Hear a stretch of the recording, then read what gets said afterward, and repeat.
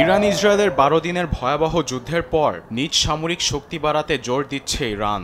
দেশটির সর্বোচ্চ নেতা আয়াতুল্লাহ আলী খামেনি বলেছেন, সামরিক ও বৈজ্ঞানিক শক্তিতে এগিয়ে যাবে তেহরান। এসবের পরপরই আন্তর্জাতিক গণমাধ্যমে ইরানের সম্ভাব্য প্রথম আন্তঃমহাদেশীয় ব্যালিস্টিক ক্ষেপণাস্ত্র ICBM খোররামশের 5 নিয়ে চলছে জল্পনা কল্পনা, যা মধ্যপ্রাচ্যের ভূরাজনীতিতে আনতে পারে এক নতুন মোড়।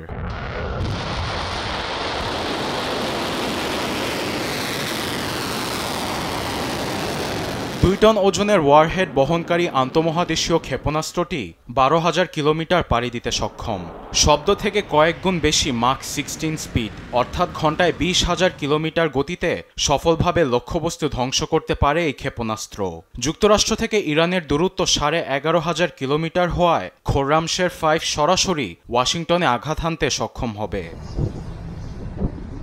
২০১৫ সালে ইরানের উচ্চপদস্থ সামরিক কর্মকর্তারা বলেছিলেন, ক্ষেপণাস্ত্রের ক্ষেত্রে তেহরান ২,০০০ কিলোমিটারের স্ব-আরোপিত পরিসীমা মেনে চলে। কিন্তু পশ্চিমা বিশ্বের একাধিক নিষেধাজ্ঞা ও হুমকির পর ইরান আত্মরক্ষার্থে খোররামশেরের 5টি ভ্যারিয়েন্ট তৈরি করে, যার প্রত্যেকটি ৪,০০০ কিলোমিটার পাড়ি দিতে সক্ষম। অনানুষ্ঠানিক সূত্র থেকে খোররামশের 5-এর খবরটি ব্যাপকভাবে ছড়ালেও এ নিয়ে মুখ খোলেনি খামেনি প্রশাসন। তবে ইরানের প্রতিরক্ষামন্ত্রী ব্রিগেডিয়ার জেনারেল আজিজ নাজেজাদে গেল মাসে বলেছিলেন, রেকর্ড ভাঙা হাইপারসনিক গতিতে 2 টনের ওয়ারহেড পরীক্ষা করা হয়েছে।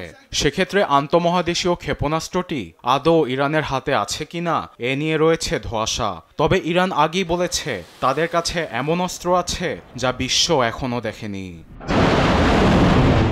আরবিদ আফসার, নিউজ ডেস্ক, দেশ টিভি।